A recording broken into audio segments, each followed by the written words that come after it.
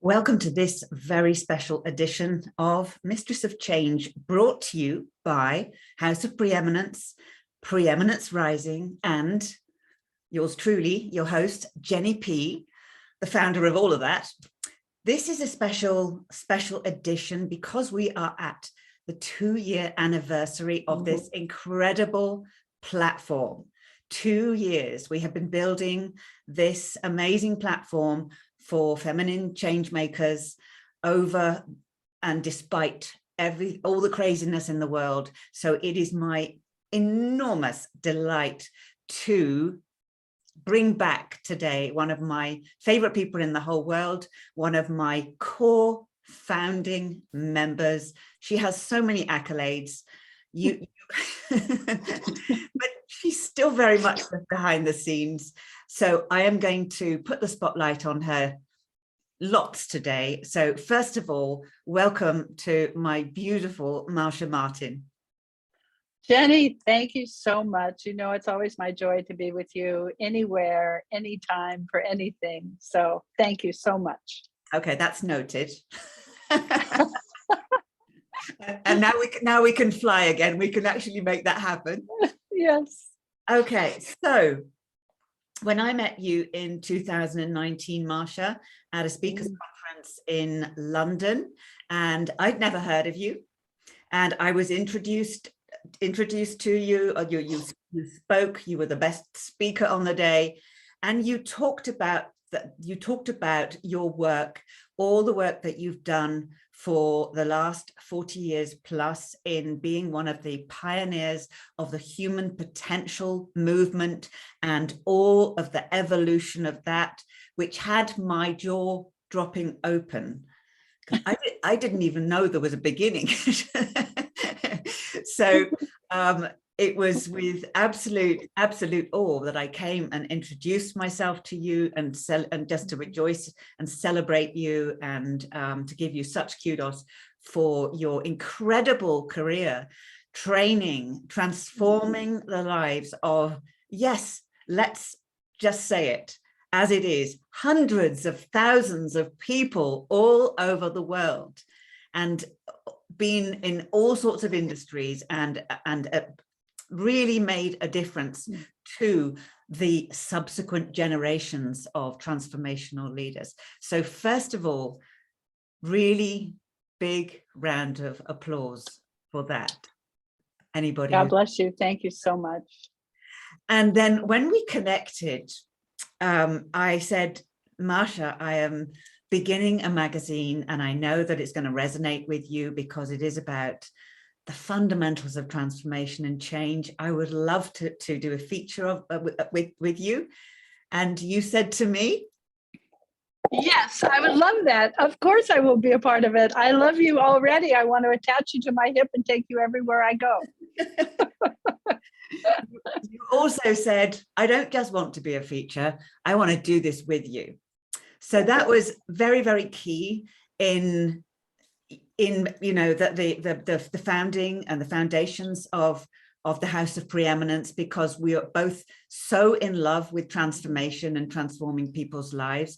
And over these last 2 years, I have got to know the richness of the wisdom that you have, and your sense of humor, and the and how you have the power to touch so many people's lives. So what was it that made you, first of all, want to come on board this project?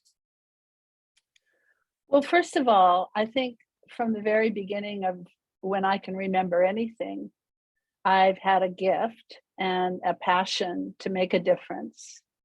And I could see that you would make a difference. And I could see that you would help to empower, especially women, and see their inner power and allow them to contribute more than they'd been able to do before they were touched by you and before you presented House of Preeminence magazine to them and brought all sorts of resources to the table that they could use. So it's always been that path for me, and I could see you were the next step. So it was just a common denominator of, I saw your light, I knew that you could see mine, and we were on the same journey to have this be a better world. Beautiful.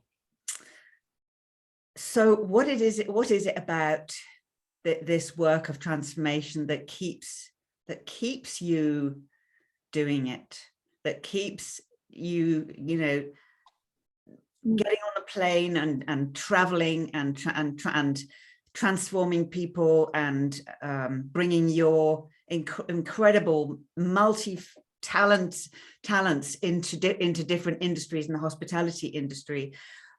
You could have retired, you could have put your feet up and taken it easy. What is it about this whole beautiful paradigm that keeps you not just doing that, but looking as fresh as a daisy all the time? Now I probably use my sense of humor and say, really? No, thank you so much. Well, first of all, it's not something I do. It's something that I be. It's who I am. It's who I've always been.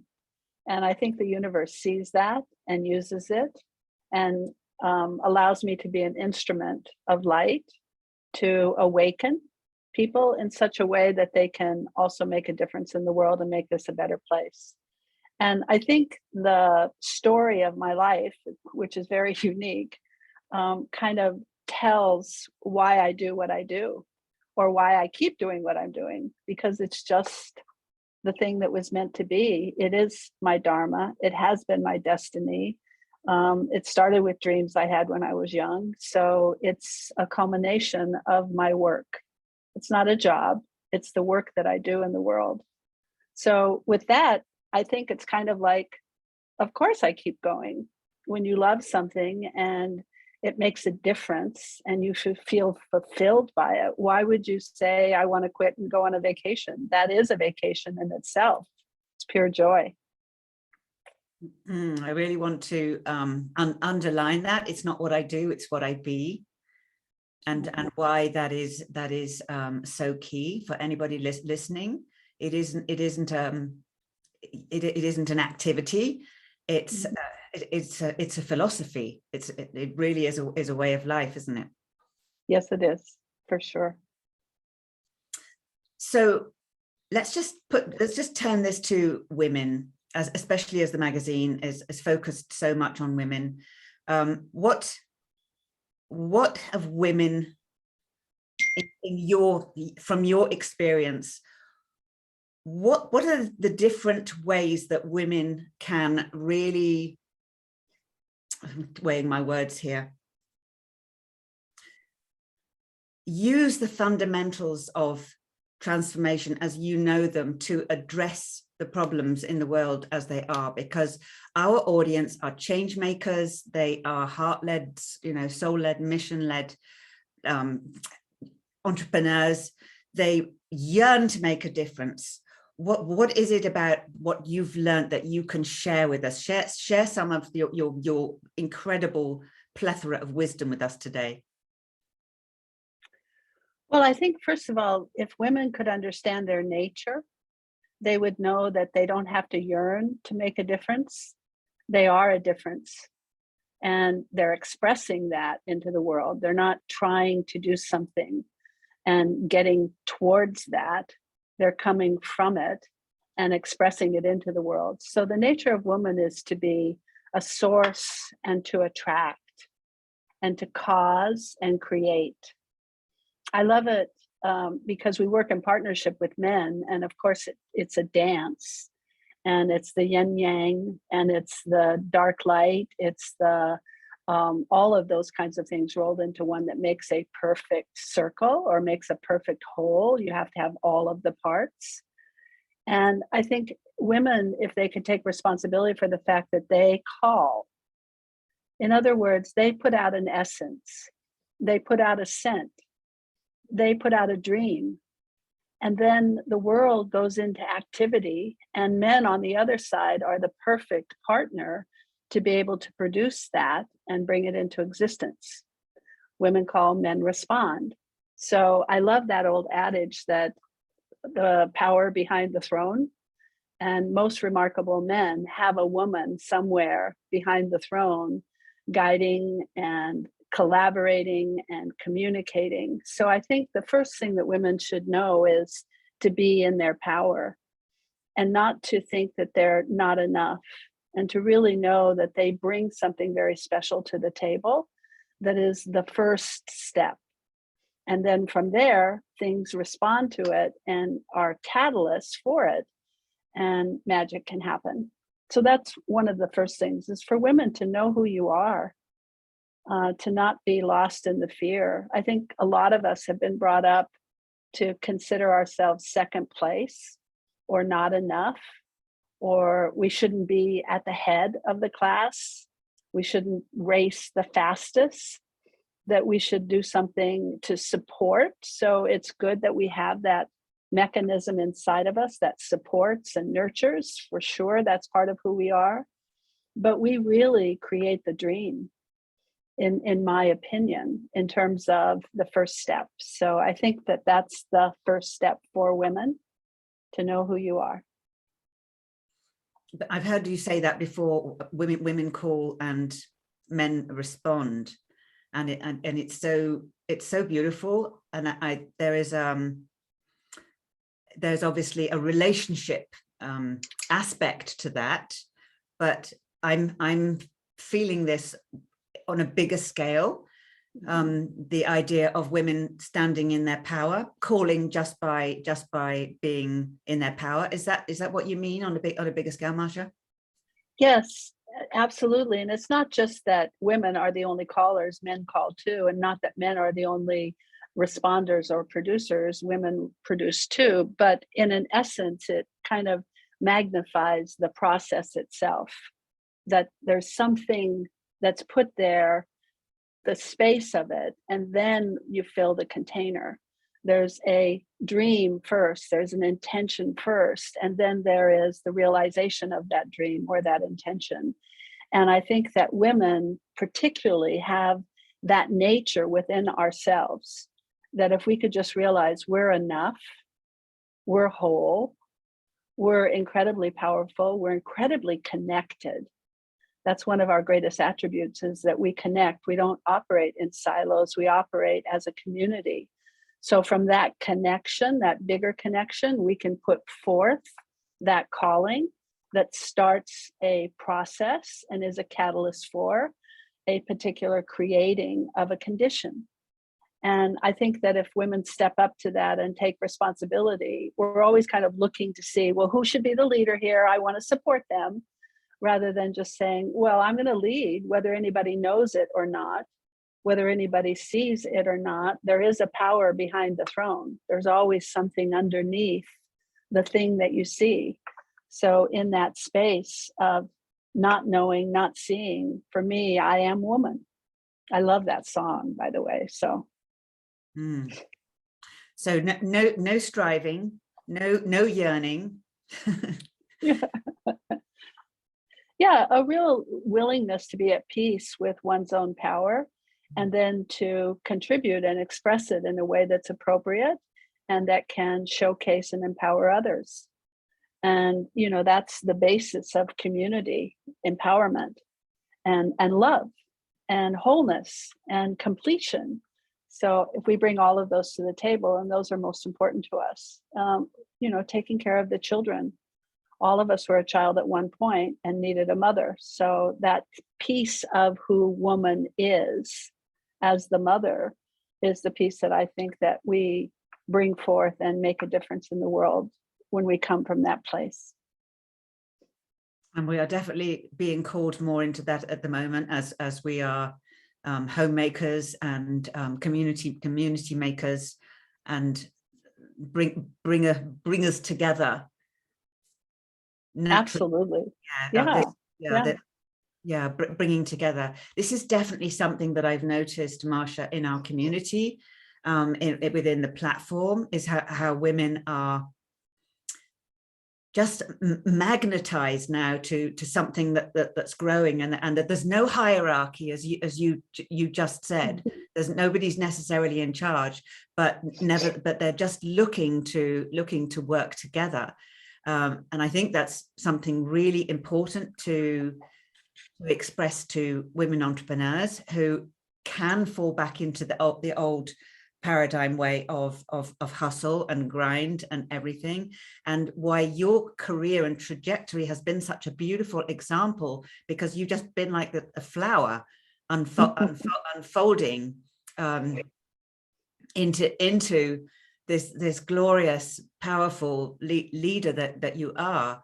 So let's just talk about that process that you've touched on many times of Be Do Have, because it is fundamental to this process of becoming, becoming a leader, becoming effective in women's missions and their visions.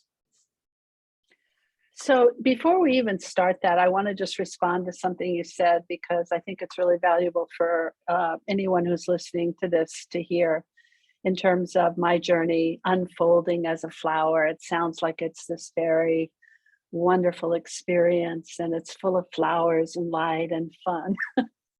I want to make sure everybody knows that my life has just as many pitfalls and fearsome adventures and scary moments and tearful times and pain and depression as anybody else's life. I think that there is one thing that may be different from me than most people, because I was mentored when I was so young by such great thinkers, such as Buckminster Fuller, Werner Erhard, Warren Bennis, Peter Drucker, Jerry Weintraub. These were people that gave me an understanding of who I was at the very essence of my personhood, and that who I could be and what I could do. And one of the things that I was taught was that there is something bigger than the activity of what's happening in my life at the moment, that I could observe whatever the journey presents to me. I've had a child that committed suicide. I've had a divorce. I've lost, $10 million. I've, been separated from my friends and my family. I've had somebody betray me in business. All of those things hurt and took me down. And I had to really look to see how to get back up, how to rise from the ashes again.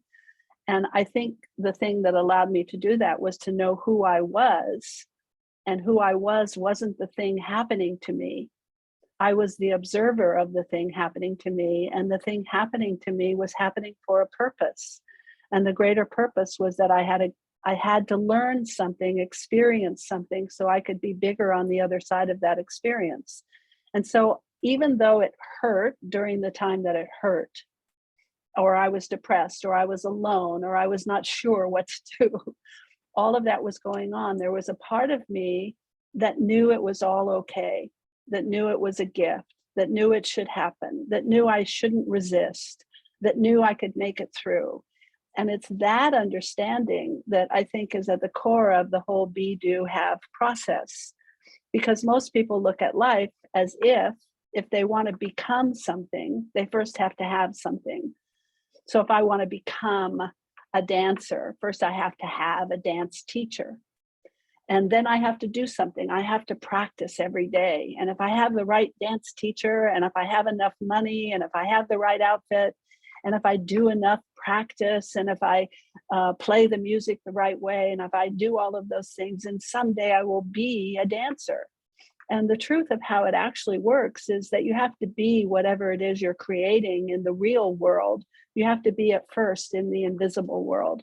And the invisible world is the land of your dreams.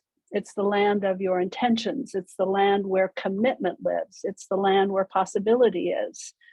And in that invisible world where we're dreaming and creating, there's no time, and there's all possibility.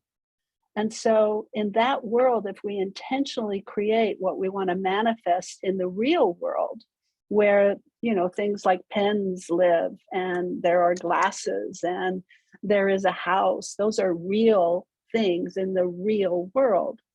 But I can imagine a house, and I can imagine who I want to be in the future. And that has to live first in the world that we call the world of possibility, or where I'm being. And it has to happen first before anything else can be created. And when people understand that it's a process of be it first in the invisible world, the way that you want it to see it in the real world, be it now that way, be it as if it's already happened, see the dream as if it already is you and it already exists, come from that place, then what happens is this remarkable thing called alignment or integrity or congruence. It's where things line up. So whoever and whatever you're being, lining up to that, you won't be incongruent with that. You will have to be congruent. The way that you speak and the actions that you take will line up with whatever and whoever you're being. And when things line up that way, the result is exactly the same as the dream, only it's in the real world, and the only variable is time. So that's the secret that people don't realize. And then the other part of it is we attract to us the same vibration that we operate from. So what we're being also is a vibration. If we're being joyful, that's a different vibration than if we're being angry. And whatever the vibration is attracts to us the same events, relationships, content, resources that are at the same vibration. It's not like if I'm thinking about a house will be attracted. If I'm being joyful, things at the same vibration of joy will come into my universe for me to collaborate with, to cooperate with, to relate to interact with, so that I can be in action and language and speak it and act it into existence. So it's a very profound and very important thing for people to understand about how creation happens and how results are manifested. Thank you for clarifying that, as it's such a fundamental principle of preeminence and what we're doing, and you explained it so beautifully simply. So I'd love to invite you, if you will play with me, to explore the 9 graces, because Marcia, truly you are a shining out example of preeminence. And I'd love to just go through the 9 graces that are in every magazine, and just to ask you what that particular grace has meant to you, or how you've collaborated with it or played with it, or it might be one that you weren't even aware of, but I'm pretty sure it is because I was just thinking about it. So let's just start with the grace of excellence. Was it natural for you in the beginning, at the beginning of your career? Were you ambitious? Did you say, okay, right, I don't know where I'm going, but I'm throwing my heart over that high bar? Was it natural for you to aspire to greatness? It always has been. I've always, and I think part of that is due to my childhood. I grew up very in a world of fear. My father was an alcoholic. My parents were divorced. We moved all the time. There wasn't really a lot of stability at home. And where I kind of bloomed was at school. So I always wanted to be the best. I ran the fastest and got all of the races. I jumped the highest. I got the highest grades. I was voted for the most whatever. So excellence has been for me just play all out.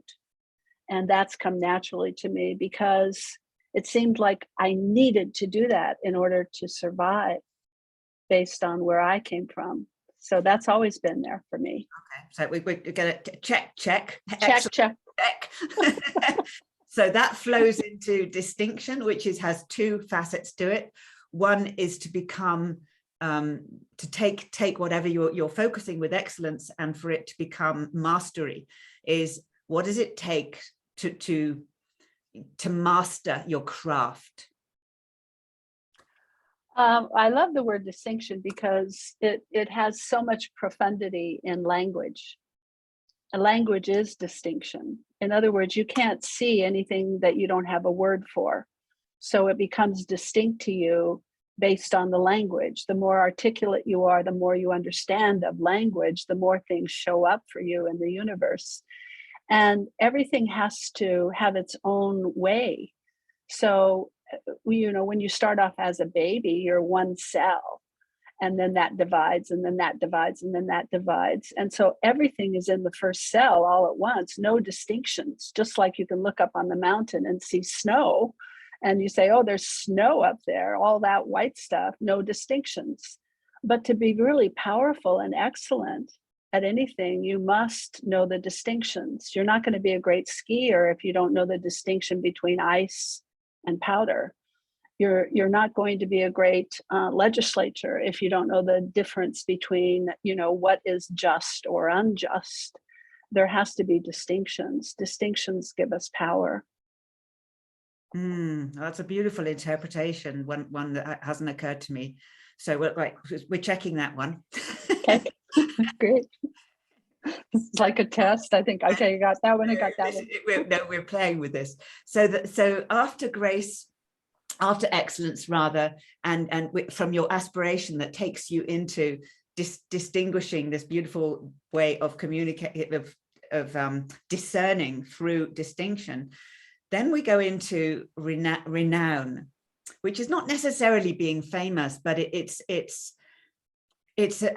what you've done so elegantly. I didn't know who you were, but nevertheless, you are renowned. You are known for who you are and what you've done and who you achieved. So, what would you say about renown? I would say renown is the way that it is. And for me, it's kind of like what legacy is. So a lot of people think that now that they're older, and I'm older now, and a lot of my friends are talking about how they're going to create their legacy. And I always say to them, well, your legacy is your life. And you've lived your life. So you have whatever legacy you have. It's not like you can take a detour now and decide to create a different legacy. And that's the same as renown. You are renowned for it because it is it. It's not like I can say, okay, here's what I want to be renowned for. No, I am the thing that is renowned. I've lived the life. I've done the action. I've delivered whatever I've delivered. I've fallen wherever I've fallen. And that's what I'm renowned for. That's what it means to me. That is so cool. Beautiful. Absolutely beautiful. So we'll check that one off. Okay. So that leads into peerlessness and the way that we show up as uniquely us, not any other cookie cutter model. How has that played? What makes you Marcia? Peerlessness.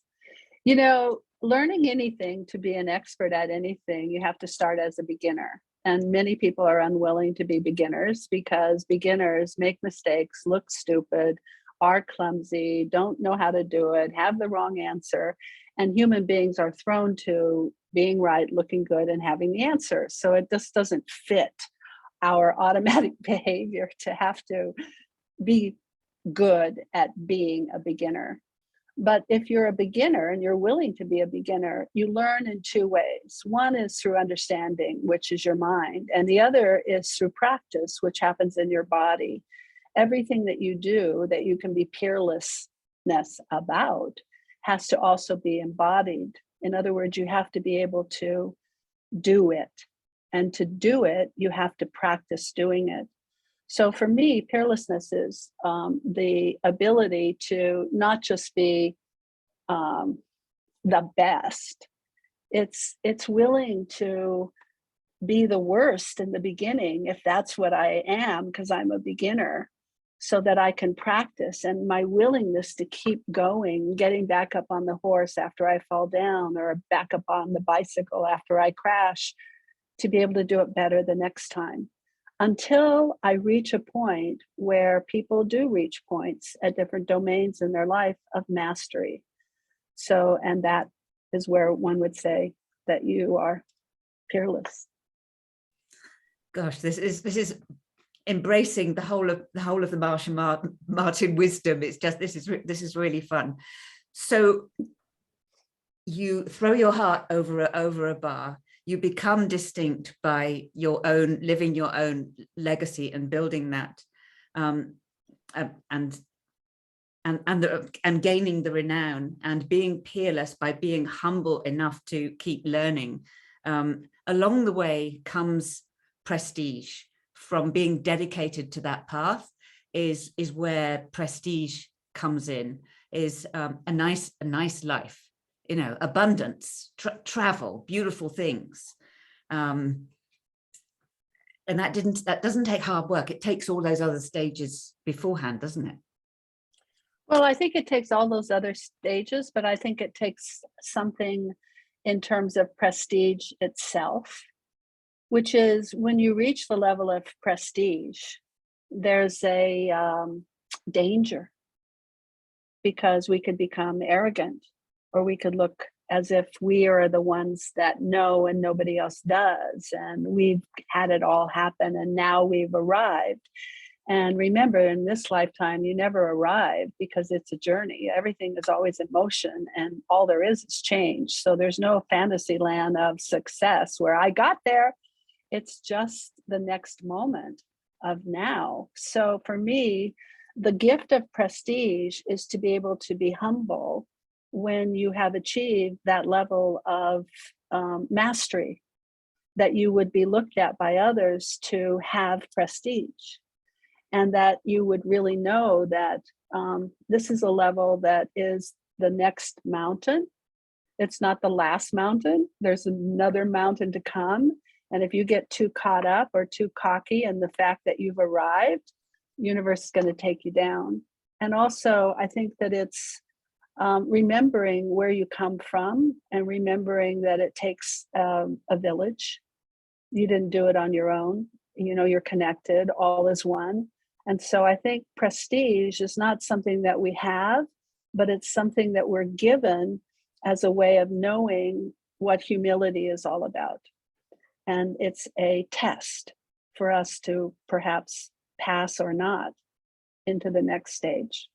And that takes us on beautifully into the next stage, which you touched on earlier on, which is transcendence, which is that ability to get over all our own BS, and to get over the rough side of life.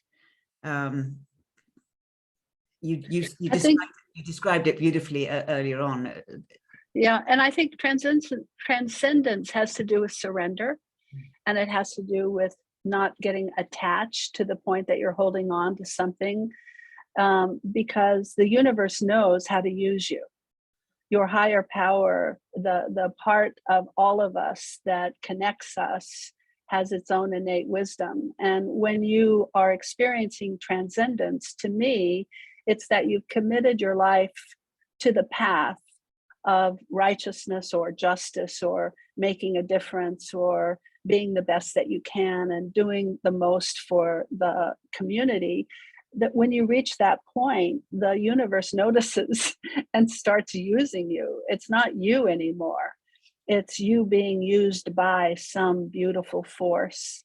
And when that happens, what I've noticed in my own life, if I don't stay on that path, the universe will tell me I'm on the wrong path and shoot me down and bring me back over to what I should be doing. And that's the path that I call the path of destiny or dharma, that started with dreams. How exquisite. And that naturally leads then into leadership, because when you get to this stage, you are leading naturally by example, but also with wisdom and skills and everything. Did you ever think that you were going to be a leader when you were small? I always was a leader. And I never got to a place where I was going to be a leader. I always came from that place. And that's one of the gifts I think that was given to me to put me on the path I've been on. And I think leadership, a lot of people think it's as if you're out in front leading, but leadership to me is not being in front or being in the back. It's making impact. It's causing something to happen. It's bringing something into existence. And that means that you can do that whether you have the title that you're the head of the company, or you're the plumber, or you're, sweeping the floors, or you're taking care of a baby, or you're painting a picture, or you're celebrating, whatever. That leadership isn't the title. It's not the place out in front. It's an action of causing impact. And so you're being a leader or you're not. You're creating impact or you're not. And so I think that is a different focus perhaps than some other people have about leadership. But that becomes very natural when you've got to that point of transcendence, because when the universe starts using you, it doesn't matter what position you're in, or if you've got the right hat on or have the right title. If there's impact to be made, the universe will show you the way that you can cause some of that impact to be produced in the universe. Definitely. Check.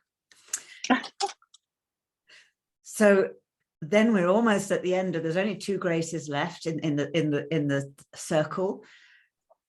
We come to something we touched on earlier on, which is endurance, which isn't suffering. It's not bearing something. It's just the persistence to keep going, to see our dreams to realization, because it is so tempting to give up, to get in our own way, to be dissuaded by people, to be disrupted by people, to be disrupted by global events, and so what is this thread of this strength of spirit that keeps, and soul that keeps us, really seeing something through? What is that for you?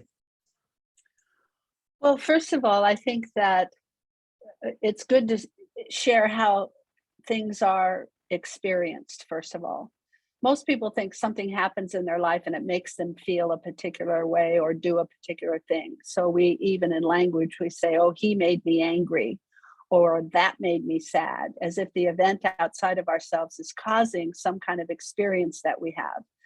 The way that I look at it is that by the time you're about 8 years old, you've had every experience you need to have all of the information that you need to decide how to survive in the universe the rest of your life. And it's pretty sad that it all happens around those decisions in the first 8 or 10 years. But we have these old memories, these old experiences, where our mind holds on to them to teach us how to operate if we ever run into it again. And so it's kind of a thing, instead of the outside event causing you to feel something, the outside event triggers an old event that happened when you were young that looks like the same event that's happening now. And it puts you on default, or it sends you into an automatic pattern that you did at that time, which isn't really workable at the new time, by the way. So if you screamed and yelled and you got your way when you were 4, then if the outside event looks like that same thing is happening and you go on default automatic behavior, you're going to pull up screaming and yelling and attacking and killing. And so you're on automatic doing behavior that now doesn't really work. So for me, the whole thing about endurance is to know who we are, and who we are can only be experienced when we're in present time. We need to get centered, which is being open, present, and connected. And when we're open, present, and connected, we have the capacity to make a choice of how I'm going to respond to an event, rather than being triggered and on default and reacting to something outside of ourselves. And when that kicks in, when you know enough of who you are, that you can actually cause yourself to get centered before you take an action to whatever just happened that triggered you, get yourself centered and then choose. That choice begins to start a motivation and a momentum where you find endurance. Because now it's just, what's next? What's next? It's not, oh, I'm out of here automatic. I know what to do in the situation. I go and cry and, put the covers over my head and I pretend that I don't exist. That's automatic behavior. And once you get in touch with that part of yourself, it becomes a game. And endurance becomes one of those things that's just so. It's not easy or hard. It's just so. It's just like, keep swimming.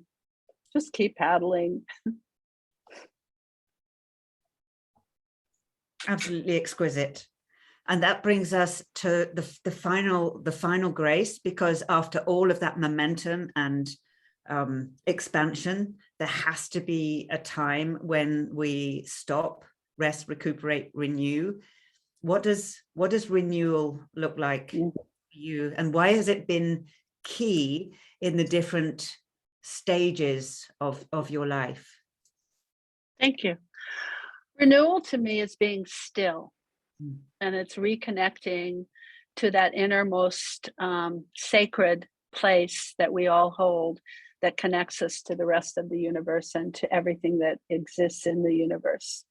And that is kind of like if you have an iron and you're ironing a shirt, the iron doesn't work unless you've got it plugged in.